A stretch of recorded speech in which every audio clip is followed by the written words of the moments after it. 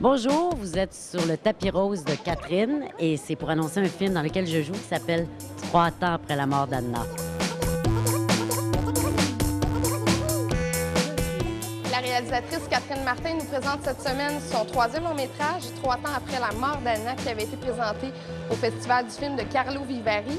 C'est avec Guylaine Tremblay, c'est avec François Papineau. C'est un film sur le deuil et la rédemption. Bienvenue sur le tapis rose de Catherine.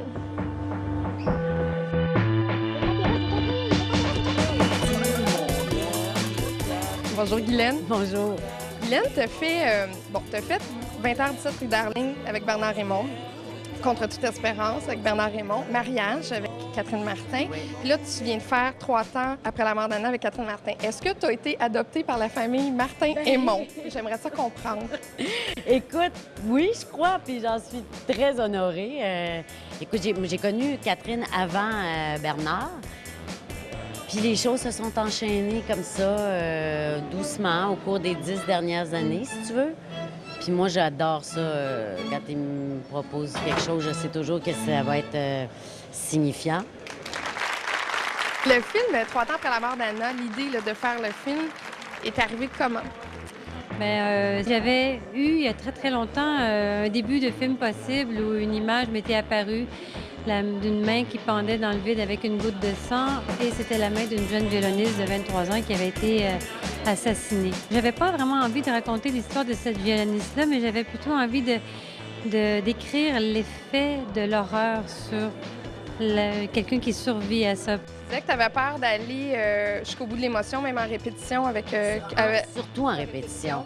Oui, parce que, tu sais, quand tu commences à travailler, moi, habituellement, je suis très game, tu sais, en répète, j'essaie, je me trompe, c'est pas grave.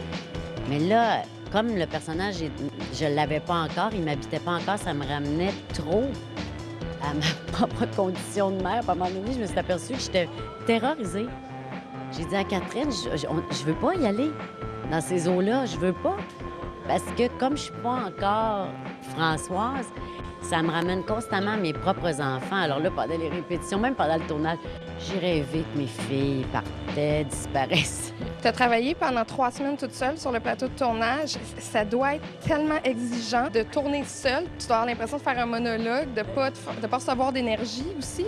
Bien ça, c'est très, très différent parce que c'est vrai ce que tu dis. Habituellement, tu as une actrice ou un acteur devant toi qui te renvoie, c'est un échange d'énergie. Mais je me suis rendu compte qu'avec la caméra, tu parvenais à faire ça aussi. C'est une toute autre affaire, c'est presque méditatif.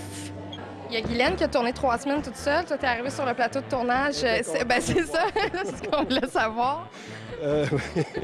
Oui, d'ailleurs, avant que j'arrive, j'avais une couple de téléphone de Guylaine qui me disait « Viens-t'en, François, c'est le temps, j'ai hâte que tu t'en viennes. » Alors, c'est sûr que Guylaine a vécu quand même une bonne période d'isolement. Mais quand même, un isolement à 50 personnes, c'est pas un réel isolement, mais comme on allait partager l'écran ensemble, c'est un autre type de complicité aussi qui s'installe.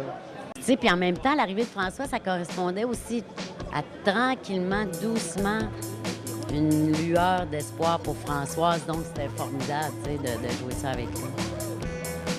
Le film 3 ans après la mort d'Anna, le film de Catherine Martin, prendra l'affiche le 13 août. Bon cinéma. Tu étais là quand vous avez tourné cette scène-là? Oui, j'étais là. Je pense que c'est même moi qui l'a réanimé. Oui, c'est ça. Ça a l'air qu'il faisait froid? Il faisait, je pense, moins 35, plus le facteur vent. Et Guylaine, je pense, a été couchée là pendant quelques heures. Ça a été très intense pour elle. Et donc, il était temps que j'arrive.